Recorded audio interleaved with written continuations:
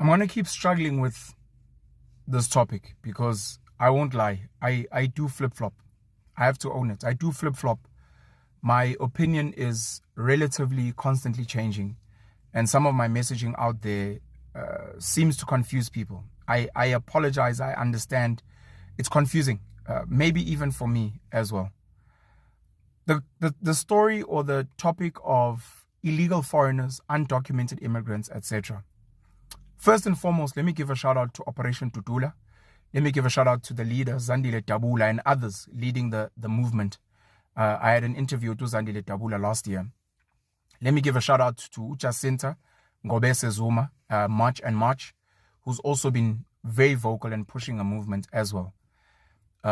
These are people who are saying in our communities, our ordinary South Africans, black South Africans, are complaining about illegal foreigners who should not be here, who are breaking laws, who are selling products. Some of the products may be expired or unsavory, who are committing crimes, etc., etc. They should not be here and they should be deported out of the country. They should come into the country through legal means, whether tourist visa, student permit visa, work permit, work visa, business visa, whatever the case may be. And the South African government, led by the ANC but under the government of national unity, should ensure that we have strong borders, that national sovereignty is respected, and that the laws are followed. The police, the soldiers who know that there are undocumented illegal foreigners here should do a better job of getting rid of these people. I get it. I support it. These are some of the things that I would say. On the other hand, I personally travel around South Africa regularly. I travel in townships regularly. I sometimes visit squatter camps just for my own research. There are so many undocumented illegal foreigners, immigrants in South Africa who are here not because they came to commit crime. I understand their presence being here is a crime in itself, sure. But let's put that aside. They are not here to come and steal. They are not here to come and hijack cars. They are not here to peddle drugs. They are not here to rape and murder, whatever the case may be. They are here because the country they come from, the town or city they come from, is broken. And they are looking for better economic opportunities, a better future for themselves, their children, their families. That's why they're here. And some will open spaza shops, some will open hair salons or just put up a gazebo and cut hair or style hair.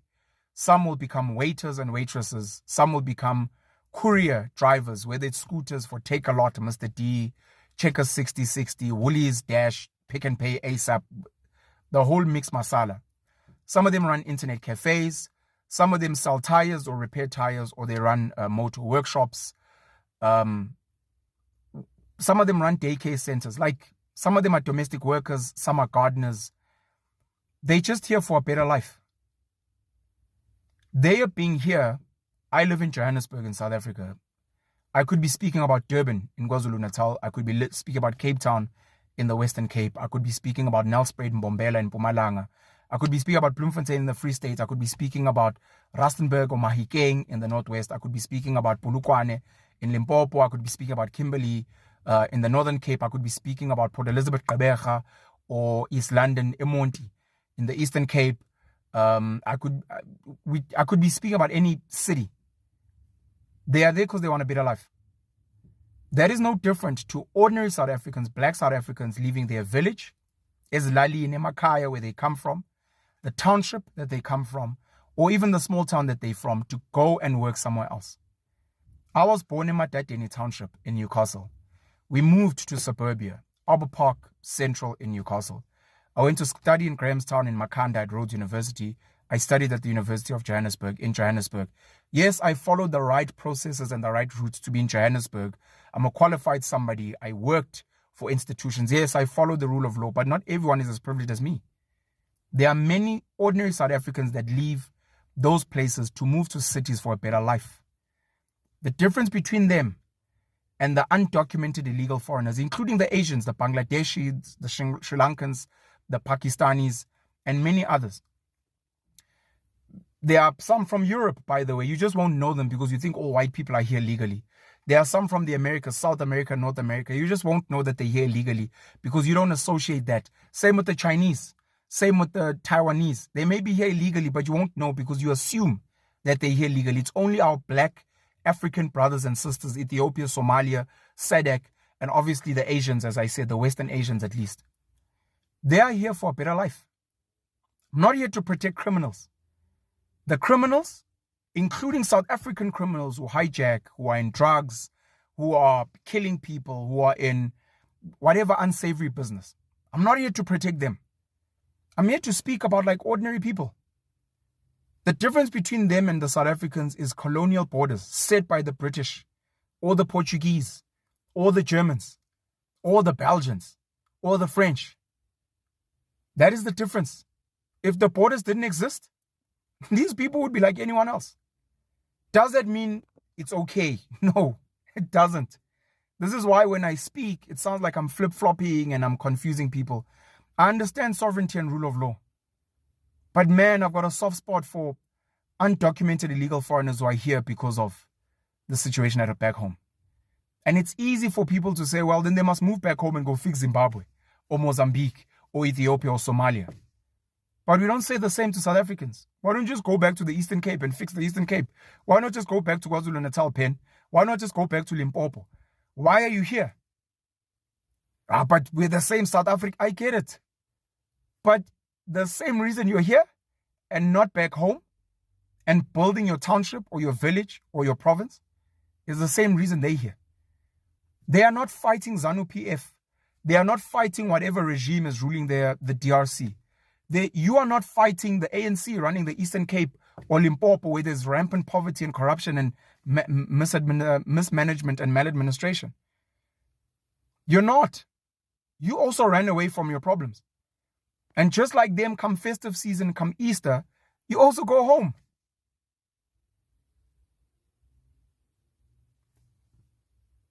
The government is not going to fix this because the government is funded by rich people. And the rich people benefit from illegal foreigners being here. The Zamazamas in mining, the guys who are trafficking drugs, the guys who are trafficking human beings, maybe paid assassins, cheap exploited labor. The richest people in South Africa benefit from the cheap exploited labor because South Africa's got labor laws now, so it's expensive to hire South Africans. These people fund politicians to ensure that the situation is like this. The same people fund non-profit organizations to protect the so-called human rights of undocumented illegal foreigners. It's like if you own a property, you can't just kick out your tenants even though they're not paying rent. They are protected. They have a right to shelter on your fucking money, on your fucking property. It's a similar thing. It's the rich and the elite bulldozing ordinary citizens. So government is not going to help. The non-profit organizations, of course, as I've said, have got agendas. If they're not funded by the rich, they're obviously funded by the illegal foreigners themselves. To have South African faces go and fight in courts against South Africans for illegal foreigners breaking laws. We need to talk amongst ourselves. Ordinary good South Africans need to go to the spaza shop owners, the hair salon owners, the guys who are driving the scooters, and be like, guys, how can we fix this? How can we resolve this? And even to Operation Tudula, March and March, how do we find better solutions? Maybe instead of just fighting foreigners, fence your communities. Build gated communities around townships and say any business person that wants to operate here must go through us because clearly our government has got their own agenda. But at least in this township or in this neighborhood, you have to go through us. We have our own body corporate. We've got our own leadership. And before you open a spaza shop, before you come live here, you need to at least abide by our laws. Even if you're breaking South African laws, you must be contributing to our community through charity, through some form of tax, through some form of skills transfer, whatever the case may be, so that at least while you're here, even though you maybe shouldn't be here in the country, at least in our neighborhood, we know who you are. If you commit a crime, if you do something, we know who you are. How do you contribute to us? How do you not just come here, take money out of South Africa and take it to your hometown or your home nation? How do we benefit maybe from your home nation? Yes, you're here now.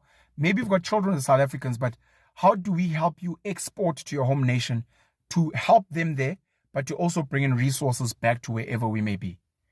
How do we fundraise so that we have the right type of people in government running non-profit organizations. Because Abahambe, the Tutula, which I've supported Herman Mashaba dealing with hijacked buildings in the Joburg CBD when he was mayor of Joburg under the DA. I've supported Gayton McKenzie and the Patriotic Alliance with the hashtag Abahambe. I've supported it. But I can't help but also not have a soft spot and an understanding, some level of sympathy and empathy for very, very good human beings, religious people, hardworking people who are not here to hurt anyone, who are just trying to live a better life, and they become victims of violence, and they normally become attacked, sometimes killed. The real criminals, the hardcore guys with the guns and the lots of money, those guys have political protection, police protection, etc. They don't get touched. It's the ordinary guys driving scooters and styling hair that normally become the biggest victims of so-called xenophobia. We need to have real conversations. That's what I wanted to say today. Yeah.